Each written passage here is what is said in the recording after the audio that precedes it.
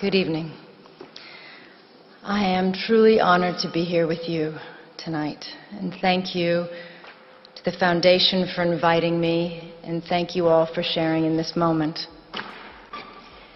We are here in the memory of Sergio Vieira de Mello and the 21 other men and women, most of them UN workers, who died with him in the bombing of the UN headquarters in Baghdad, August 2003. We remember all those who died to acknowledge each valuable life cut short and the families who share, even today, in their sacrifice. We also remember them for the power of the example they set. Brave individuals from 11 different countries working to help the Iraqi people at the direction of the United Nations Security Council and on behalf of all of us. This is sometimes forgotten, that in serving under the UN flag, they died in our names, as our representatives.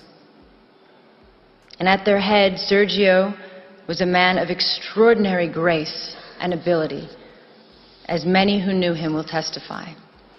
A man who gave 30 years to the United Nations, rising from a field officer to High Commissioner for Human Rights and Special Representative to Iraq. From Bangladesh to Bosnia to South Sudan to East Timor, he spent the majority of his career in the field, working alongside people forced from their homes by war and assisting them with his skill as a diplomat and a negotiator. Perhaps the greatest testament to his contribution is how much his advice would be valued today. As the Syrian conflict enters its 7th year, as we live through the gravest refugee crisis since the founding of the United Nations, as 20 million people are on the brink of death from starvation in Yemen, Somalia, South Sudan, and Southeast Nigeria, I cannot imagine that there is anyone in the leadership of the United Nations who would not welcome the opportunity to consult Sergio or to send him into the field once more. He is truly missed.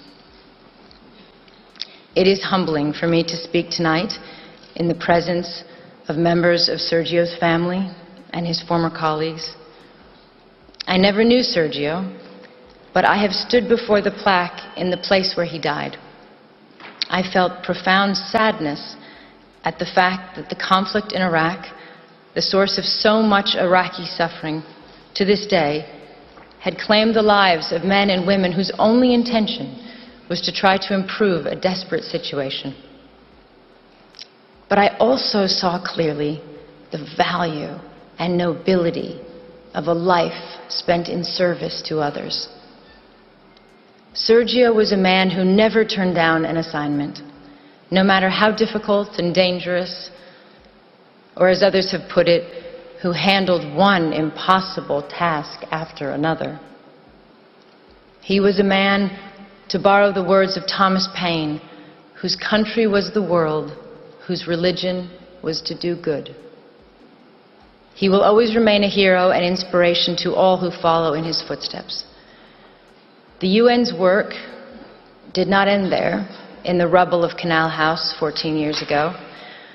Hundreds of UN staff have served and continue to serve in Iraq, as they do from Afghanistan to Somalia, because the task of building peace and security can never be abandoned, no matter how bleak the situation.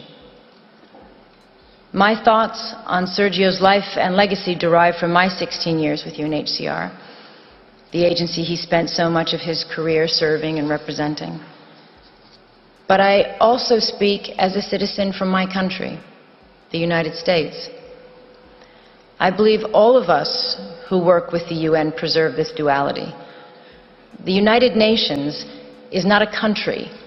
It is a place where we come together as nations and people to try to resolve our differences and to unite in common action. As a citizen, I find myself looking out on a global environment that seems more troubling and uncertain than any time in my lifetime. And I imagine many of you feel the same. We are grappling with a level of conflict and insecurity that seems to exceed our will and capabilities, with more refugees than ever before, with new wars erupting on top of existing conflicts, some already lasting decades. We see a rising tide of nationalism, masquerading as patriotism, and the reemergence of policies encouraging fear and hatred of others. We see some politicians elected partly on the basis of dismissing international institutions and agreements, as if our countries have not benefited from cooperation but actually been harmed by it. We hear some leaders talking as if some of our proudest achievements are in fact our biggest liabilities, whether it is the tradition of successfully integrating refugees into our societies or the institutions and treaties we have built rooted in law and human rights. We see nations that played a role, a proud role, in the founding of the International Criminal Court, withdrawing from it on the one hand, and on the other, we see arrest warrants for alleged war crimes issued but not implemented, and other crimes ignored altogether. We see a country like South Sudan, ushered by the international community into independence, and then largely abandoned, not by the UN agencies and NGOs, but effectively abandoned, without the massive support they need to make a success of sovereignty.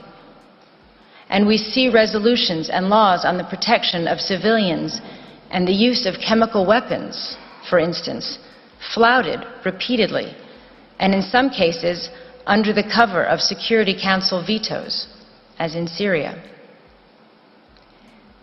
Many of these things are not new, but taken together and in the absence of strong international leadership, they are deeply worrying. When we consider this, all of this and more, as citizens, what is our answer? Do we, as some would encourage us to think, turn our backs on the world and hope that the storm will pass?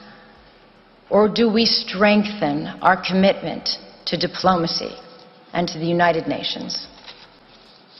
I strongly believe there is only one choice, demanded by reason as well as by conscience, which is the hard work of diplomacy and negotiation and reform of the UN. This is not to say that in any way this is an easy road, and there are reasons for people to feel insecure today. The level of conflict and lack of solutions combined with the fear of terrorism, the reality that globalization has brought vast benefits to some and worsened the lot for others, the sense of disconnect between citizens and governments, or in some countries the lack of governance, the overall feeling that for all our gains in technology and connectedness, the less we are in control of forces shaping our lives. All these factors and more have contributed to a sense of a world out of balance. And there are no easy answers. And despite the millions of people who have lifted themselves out of poverty in our lifetime, the difference between the lives of those of us born in wealthy, democratic societies and those born into slums and refugee camps in the world is a profound injustice. We see it, and we know it's wrong at a simple human level. That inequality is contributing to instability, conflict, and migration, as well as to the sense that the international system serves the few at the expense of the many. But again, what is our answer as citizens? Do we withdraw from the world where before we felt a responsibility to be part of the solutions? I am a proud American, and I am an internationalist. I believe anyone committed to human rights is. It means seeing the world with a sense of fairness and humility and recognizing our own humanity in the struggles of others. It stems from a love of one's country, but not at the expense of others. From patriotism, but not from narrow nationalism. It includes the view that success isn't being greater than others, but finding your place in a world where others succeed too. And that a strong nation, like a strong person, helps others to rise up and be independent. It is the spirit that made possible the creation of the UN. Out of the rubble and ruin and 60 million dead of World War II, so that even before the task of defeating Nazism was complete, that generation of wartime leaders was forging the UN. If governments and leaders are not keeping the flame of internationalism alive, then as citizens, we must. The challenge is how to restore that sense of balance and hopefulness in our countries, while not sacrificing all we have learned about the value and necessity of internationalism. Because a world in which we turn our back on our global responsibilities will be a world that produces greater insecurity, violence, and danger for us and for our children. This is not a clash between idealism and realism. It is the recognition that there is no shortcut to peace and security, no substitute for the long, painstaking effort to end conflicts, expand human rights, and strengthen the rule of law. We have to challenge the idea that the strongest leaders are those willing to dismiss human rights on the grounds of national interests. The strongest leaders are those who are capable of doing both. Having strong values and the will to act upon them doesn't weaken our borders or our militaries. It is their essential foundation. And none of this is to say that the UN is perfect, because of course we know it is not. I have never met a field officer who has not railed against the shortcomings, as I imagine Sergio did in his darkest moments. And he, like all of us, wanted a UN that was more decisive, less bureaucratic, and that lived up to its standards. But he never said it was pointless, and he never threw in the towel. The UN is an imperfect organization because we are imperfect. It is not separate from us. Our decisions, particularly those made by the Security Council, have played a part in creating the landscape that we are dealing with today. We should always remember why the UN was formed and what it is for, and take that responsibility very seriously. We have to recognize the damage we do when we undermine the UN or use it selectively or not at all, or when we rely on aid to do the job of diplomacy, or give the UN impossible tasks and then underfund it. For example, today, there is not a single humanitarian appeal anywhere in the world that is funded even by half of what is required. In fact, worse than that, appeals for countries on the brink of famine today are 17%, 7%, 5% funded, for example. And of course, emergency aid is not the long-term answer. No one prefers that kind of aid, not citizens of donor countries, not governments, not refugees. They do not want to be dependent. It would be far better to be able to invest all of our funds in infrastructure and schools and trade and enterprises. But let's be clear, emergency aid has to continue because many states cannot or will not protect the rights of citizens around the world. It is what we spend in countries where we have no diplomacy or our diplomacy is not working. And until we do better at preventing and reducing conflict, we are doomed to be in a cycle of having to help feed or shelter people when societies collapse.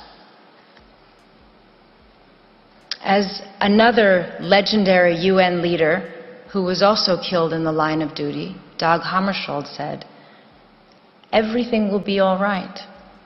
You know when?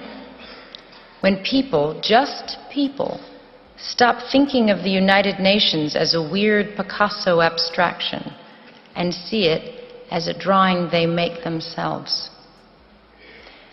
The UN can only change if governments change their policies, and if we, as citizens, ask governments to do that. It is moving, if you think about it. We are the future generations envisioned in the UN Charter. When our grandparents resolved to spare future generations the scourge of war, as written, they were thinking of us. But as well as dreaming for our safety, they also left us a responsibility. President Roosevelt, addressing the U.S. Congress in January 1945, 6 months before the end of World War II, said this: "In the field of foreign policy, we promise to stand together with the United Nations, not for the war alone, but for the victory for which the war was fought." And he went on, "The firm foundation can be built, and will be built, but the continuance and assurance of a living peace in the long run must be the work of the people themselves." So today we have to ask ourselves if we are living up to that mission. They gave us the start. What have we done with it?